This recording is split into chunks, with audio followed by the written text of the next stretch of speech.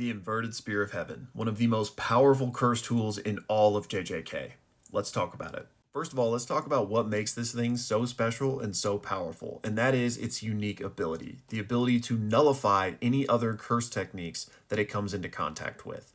This is why Toji is able to use this dagger to penetrate through Gojo's infinity. And its capabilities aren't just offensive. As we can see here, Toji also uses it defensively to help protect himself against Gojo's red. This is only one of a few things in existence that is known to get past Gojo's infinity. But it's not just an anti-Gojo weapon, right? It can nullify any curse technique, which is why this thing is so absurdly powerful. Now, we've never had an explicit breakdown from Gege on exactly how curse tools like this are made, but presumably with something like the Inverted Spear of Heaven, it would have been a long drawn-out ritual that imbued it with this curse technique, meaning a nullification curse technique. Now, interestingly, the Inverted Spear of Heaven is actually based on some real-life Japanese mythology, the Ame no Sakahoko, or the upturned sky spear, and legend has it that the twin deities Izanagi and Izanami created this thing and wielded it in order to calm the primordial chaos and create the earth. The legend goes on to say that it was eventually stuck in a mountain in order to keep it out of the wrong hands. And so this is literally it here at the top of Mount Takachiho. No one knows how it originally got there, but it's believed to be dated back to the Nara period,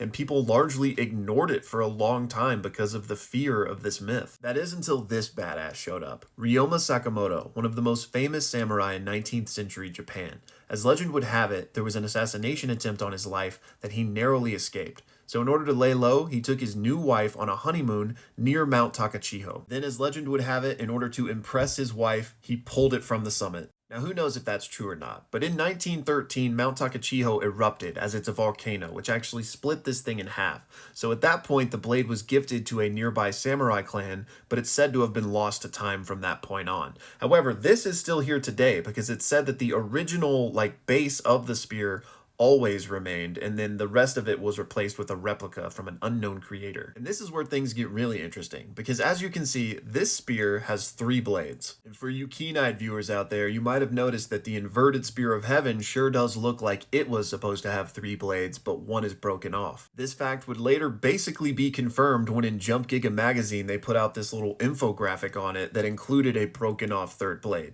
Now, who knows if that detail will have any relevance to the story at all. We're just going to have to wait and see. But for those of you that are wondering where this blade is after we last saw Toji use it, I'm going to get into that next and a couple of other points, but those are obviously going to be manga spoilers as these things have not yet been addressed in the anime. So for anybody that wants to check out, here's your chance. So as to where the Inverted Spear of Heaven is today, all we know is that Gojo did something with it. He either destroyed it or he sealed it away. And he did this because, again, it is one of the only things in existence that can bypass his infinity. He definitely doesn't want that out there.